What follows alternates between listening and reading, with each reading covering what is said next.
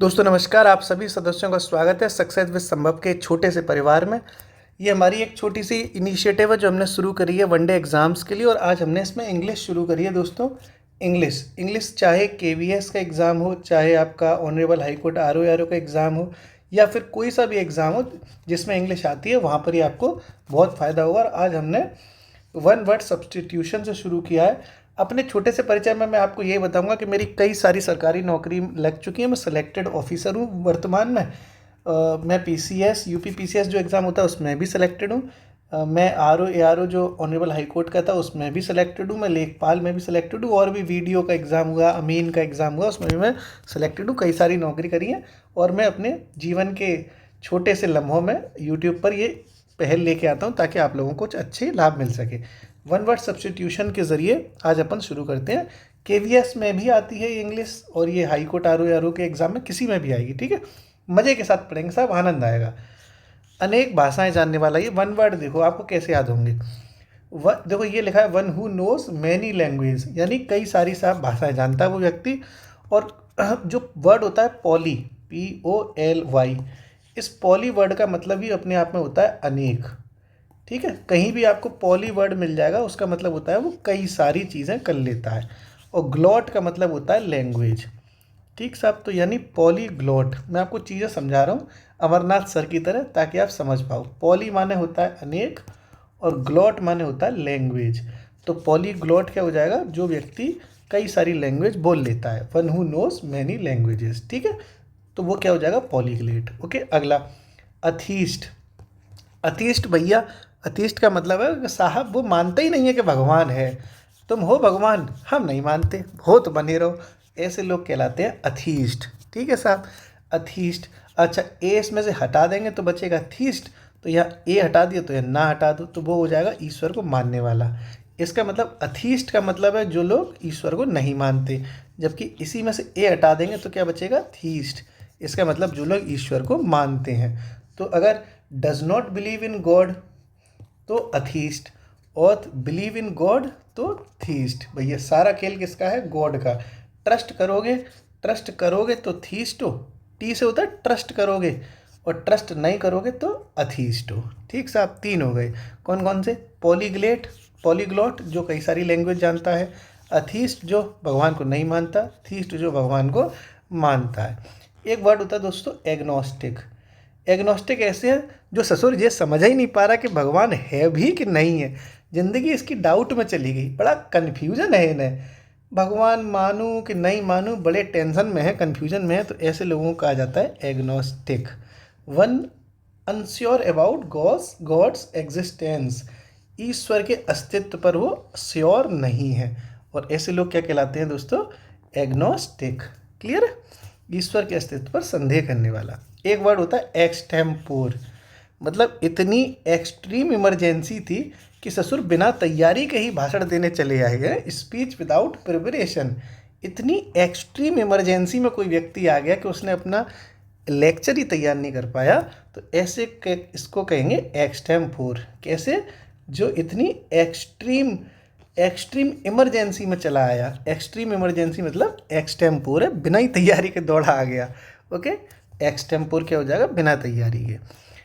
एक होता है वर्ड दोस्तों एम्बीडेक्स्ट्रस। एम्बीडेक्स्ट्रस क्या होता है?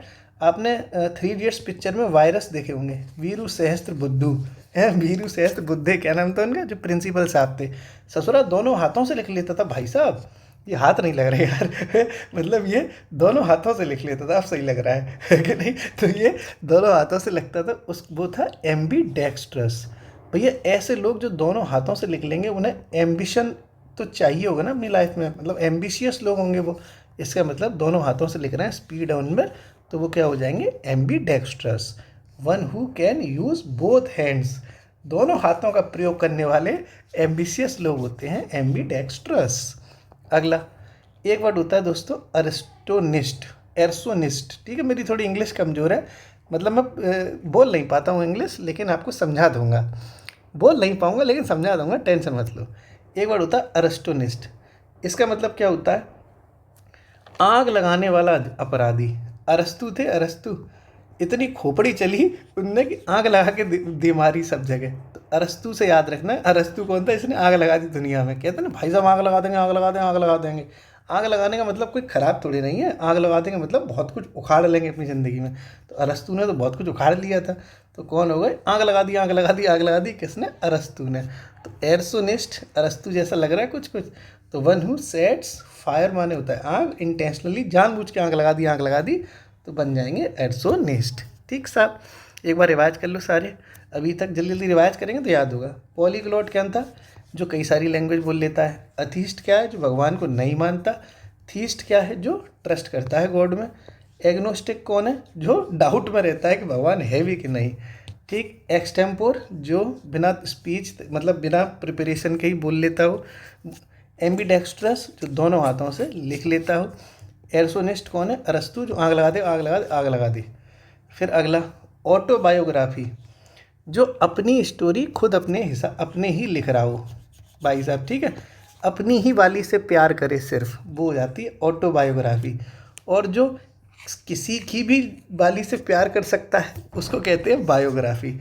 बस ऑटो का मतलब है जो खुद की ऑटो चलाएगा वो दूसरे की ऑटो नहीं चलाएगा, तो वो है भैया ऑटोबायोग्राफी, आत्मकथा।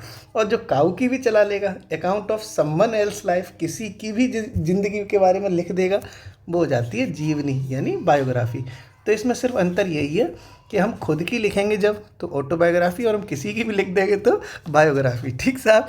अगला ग्लूटोन क्या होता है? ग्लूटोन होता है भैया जो भाई साहब ठूसते रहता है ना पूरे दिन, खावा खाव लगा है, दद्दड़ दद्दड़, सुबह शाम दोपहर शाम खावा खाव लगा है, खा रहा है, सुबह भी ठूस रहा है, शाम को भी ठूस रहा है, पेटू बहुत खाने वाला। One who eats too much, glutton. ठीक है।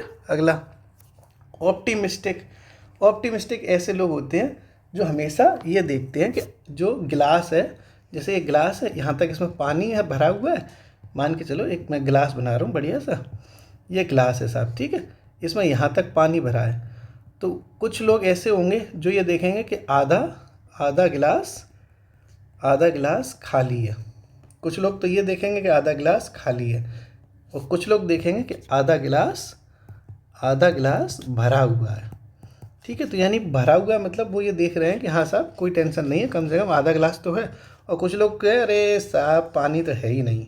तो जो पॉजिटिव होते हैं वो होते हैं ऑप्टिमिस्टिक, और जो नेगेटिव होते हैं वो होते हैं पेसिमिस्टिक। क्लियर है?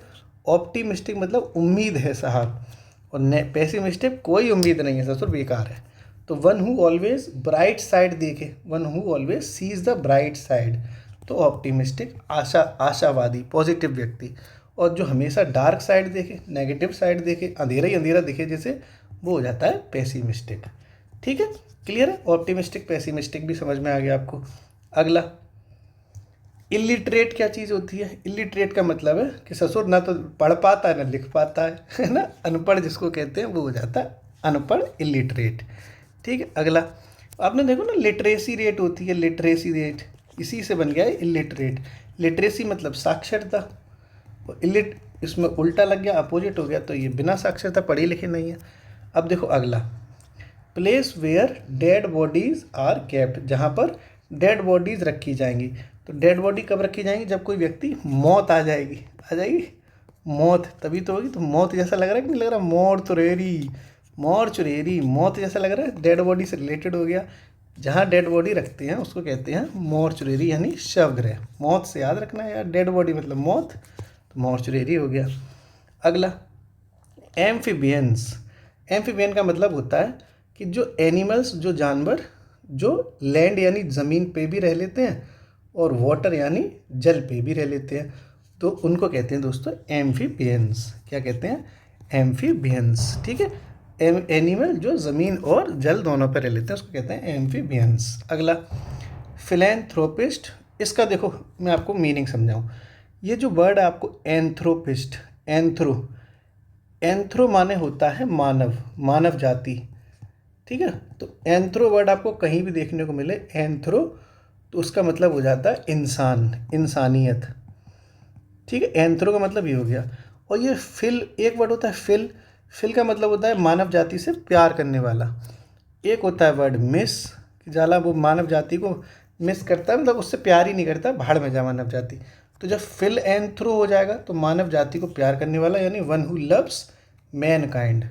और जब कोई व्यक्ति नफ़रत करता है तो उसको कहते हैं मिस, साला बेकार है वो उसने अपनी ज़िंदगी में हर चीज़ मिस करके रखी है, चाहे वो कुछ भी हो।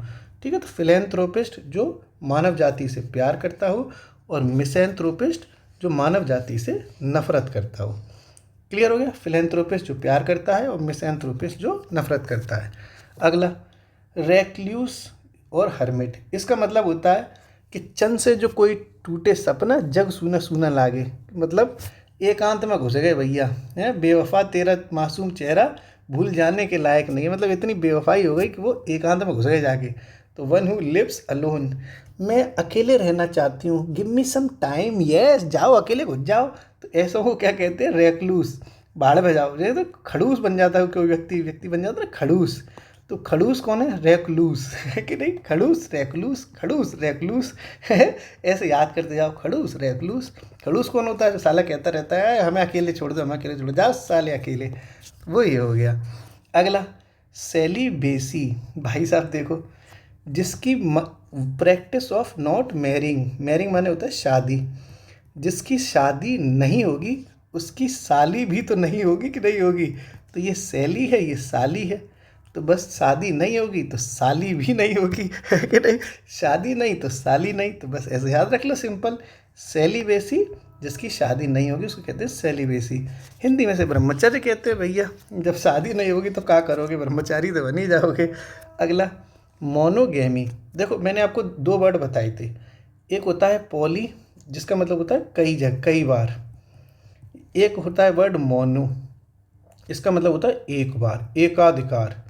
आपने एक वर्ड भी सुना होगा ना, मोनोपोली है साहब, मेरी तो मोनोपोली चलती है, यानी मैं अकेला ही काफ़ी हूँ, अपन अकेला ही चे।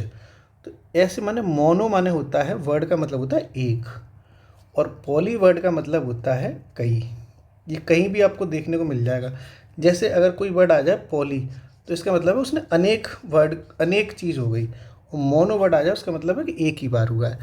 तो मोनो गेमी, गेम क्या होता है? गेमी माने होता है शादी, गेमी मतलब होता है शादी।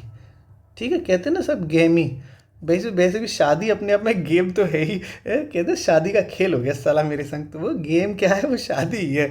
तो मोनो मतलब एक और गेमी मतलब शादी, जिसकी शादी एक ही बार होती है, मैरिज विद वन पर्सन। भैया वैसे तो शादी एक बार होती ही है, लेकिन कई लोग बार बार भी कर लेते हैं। तो मोनोगेमी क्या हो जाएगा? मैरिज विद वन पर्सन, एक इंसान के साथ शादी। लेकिन अगर पॉलीगेमी होता है, पॉलीगेमी, तो इसका मतलब होता है कई लोगों के साथ शादी। पॉली माने क्या हो गया? कई। लेकिन यहाँ बात मोनो की है, तो मोनो मतलब एक, गेमी मतलब शादी। गेम तो वैसे भी शादी के बाद ही तो गेम खेलोगे अगले दिन, है कि नहीं? तो ये मोनोगेमी क्या हो जाएगा? Marriage with one person. इस तरह से हो गए 20। इसको हम टेलीग्राम जो चैनल है ये वाला, उसमें हम इसका ये पूरा 20 के 20 भेज देंगे, इमेज इसकी, आप लोग वहाँ देख लेना। इसको नोट्स वोट्स बनाने की ज़रूरत नहीं है, आराम से याद करते चलो। शुक्रिया।